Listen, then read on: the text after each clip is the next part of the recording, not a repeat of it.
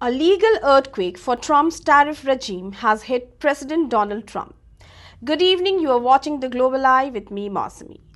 A landmark ruling from the US Court of Appeals has sent shockwaves through Washington, declaring that most of former President Donald Trump's sweeping tariffs were illegal.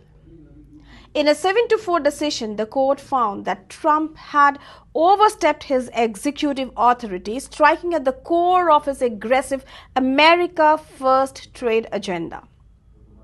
Now, what the court said: Trump's tariffs were justified under the International Emergency Economic Powers Act, a 1977 law meant to empower the president in moments of genuine national security emergencies.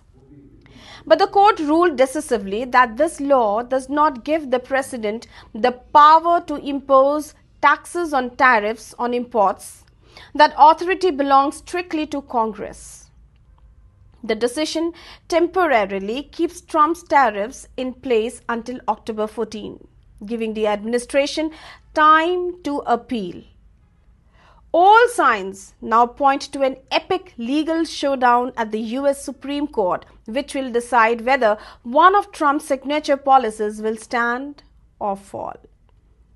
Now, what is Trump's response? Trump wasted no time hitting back.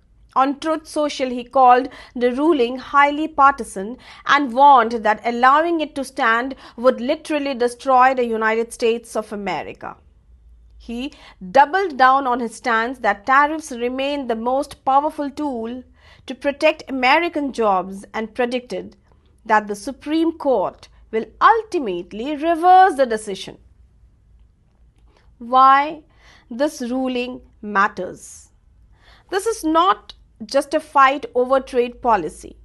It is a test of the limits of presidential power.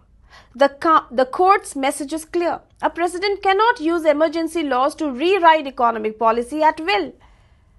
The ruling reasserts Congress's exclusive right to control tariffs and taxes, a constitutional principle that dates back to America's founding. The stakes are enormous. Global markets are now bracing for uncertainty, and trade relations with key partners like Canada, Mexico, and China hang in the balance. Business leaders are warning that the legal limbo could ripple through supply chains, affecting everything from steel and agriculture to consumer goods. And if the Supreme Court sides with the appeals court, it could reshape the way future presidents wield economic power, forcing them to negotiate trade policy through Congress rather than acting unilaterally. And the questions that lead us to ponder: who should really control America's trade policy? The president, who can act quickly, or Congress, which represents the will of the people? Has the United States grown too comfortable with giving presidents sweeping emergency powers? And is this ruling a wake-up call?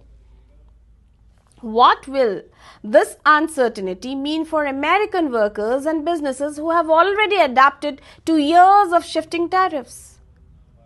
Could a Supreme Court ruling against President Trump's tariffs trigger a historic shift, stripping future presidents of similar powers? And beyond the legal fight, does this undermine America's leverage in global trade negotiations at a time of rising competition from other powers?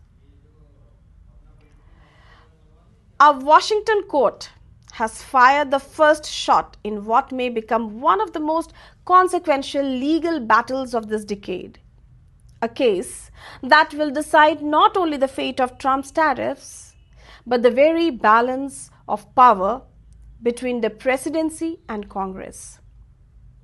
As October 14 approaches, all eyes now turn to the Supreme Court, where America's trade future and its constitutional principles hang in the balance.